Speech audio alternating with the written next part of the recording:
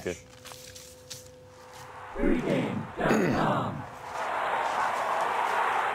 Welcome back, everybody. It's 2013. We're here for a new round of videos, a new week, a new year. We're going to get started, and we're here. We got the A-team together again. The band is back. Together, there you baby. go. I got Vegas Runner VR sitting next to me. We got Chuck Edel over on the other side. We're going to start with Chuck Edel. Chuck is well known around Las Vegas as one of the top college basketball handicappers. Chuck, what are some of the things that you look at? We're starting conference play now. It's the first of the year. Traditionally, conferences get going. That's the schedule we're looking at even tonight, tomorrow. What are some of the things you look at conference-wise as opposed to when teams are playing out of conference for the first 6-8 weeks of the season? There's a lot of interesting angles, and for some of the teams who have struggled, this is a new season now, really for everybody. Conference plays a new season, and the old rule of thumb is teams who are kind of overplaying, maybe playing above the number, out of conference or under the number, kind of comes back to the mean a little bit. Conference play. Sometimes a team plays over their head, but once they get in conference play, they kind of come back a little bit to the, not everybody, but a little bit back to where maybe everybody expected them to. Another thing is a lot of teams who run some of these smaller conferences who run some really different stuff. I think back to the old Miami, Ohio teams who used to play out of conference and used to upset some teams or hang right in there and be a covering machine. But then they get in conference play. All these teams in the conference are very familiar with their stuff. So now you take a team maybe who didn't have a lot of talent, but because of all the screens and the zones and stuff that they played, they took these other teams maybe a little bit by surprise. Now in conference play, a lot of those teams are a good go against here because they're playing teams that are familiar with them. Maybe they've been a big dog out of conference. Now, now all of a sudden they might be a favorite in conference. I think those are always good go against. Chuck, when you talk about some of those things, you spoke about offense. How about defense? Because a lot of teams maybe play a little bit of an intricate defense, and they're playing out of conference. Whereas in conference, a team may be a little bit more familiar on how to attack that. Sometimes there's a combination zone, or they switch a little differently. Does that play into your number two? I would say it's exactly offense, defense. I would put them both on the same level. Even defense, maybe. Stronger than the offense. Because again, teams in conference play are very familiar.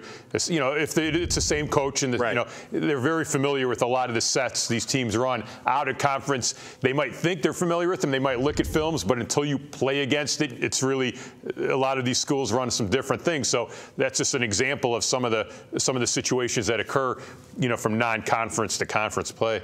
And that's a good example because you could compare that even to football. We see it year in and year out. Teams that face that triple offense, the option, and they're not used to seeing it, the air forces of the college football. And if you don't play against it once a year, most teams, if they only have 5 days to prepare, have a difficult time always when they face Georgia Tech. So I agree with Chuck 100%. When you look at them teams that may have had some success running those systems that are more difficult that maybe those teams haven't seen offensively and defensively, when conference play comes around, I don't think they're going to have as much success. I also think you can't really put too much stock in the numbers, both good and bad statistically, because now all of a sudden these teams are visiting gyms they're used to. Exactly. They're playing on courts they're used to, and it's a lot different compared to playing. Now there's so many tournaments, so many invitationals before the season. The traveling's different for these kids. You're asking them to do a lot. Where now all of a sudden in conference play, it's something, unless you're talking about the elite colleges where these kids are freshmen and that's it. You might get 2 seasons out of them, so everything's new to them from the start. I think with most colleges, since there's so many college basketball teams, they're used to it by now. You got a lot of juniors, a lot of seniors, and they're used to that conference play. So I don't put too much stock early on. And finally, what I look at is those young teams, all of a sudden, even though they're 4 or 5 freshmen, they're no longer freshmen. These kids, after they've played 10 games or so, you're catching them where they're about to be sophomores now. So I don't put as much stock in saying this team's young. Kentucky, perfect example. They're not young anymore. They were young the first 3 games of the season. Yeah, because they didn't cover any numbers last year. Remember, the first 10 games they didn't cover. They're awful. Yeah. Exactly. I think some excellent points. I'm sorry, go ahead. No, I want to go back to you, Chuck, and I want to ask you specifically that.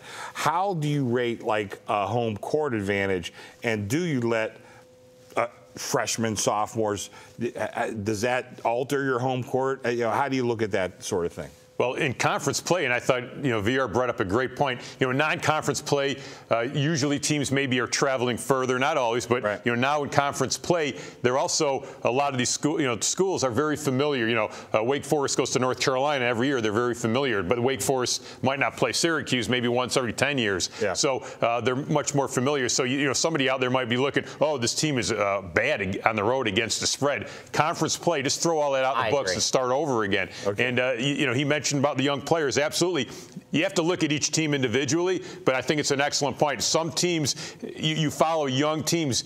If you're following it closely, you could kind of see when they start to get it together, and that's a great time to jump on that team because I think you're still getting and you're getting some value with that number, I think.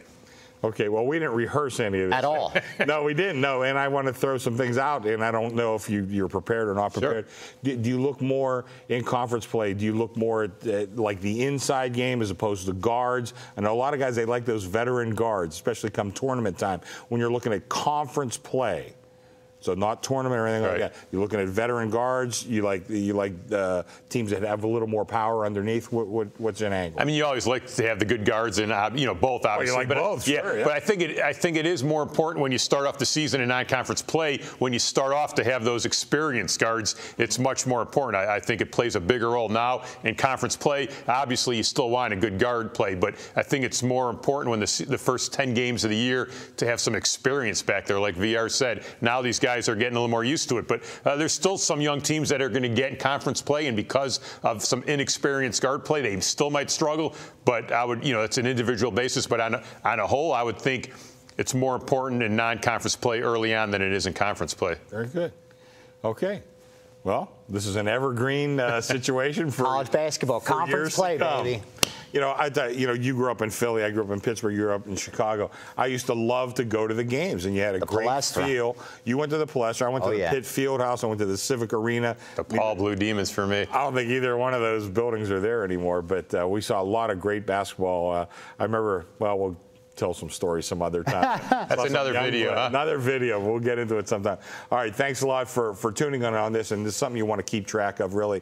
Two of the sharpest handicappers around talked about some angles to use for looking at some college basketball conference play. It's a little different than the tournaments and anything else. Okay, thank you very much, and remember, you can see all our videos at pregame.tv.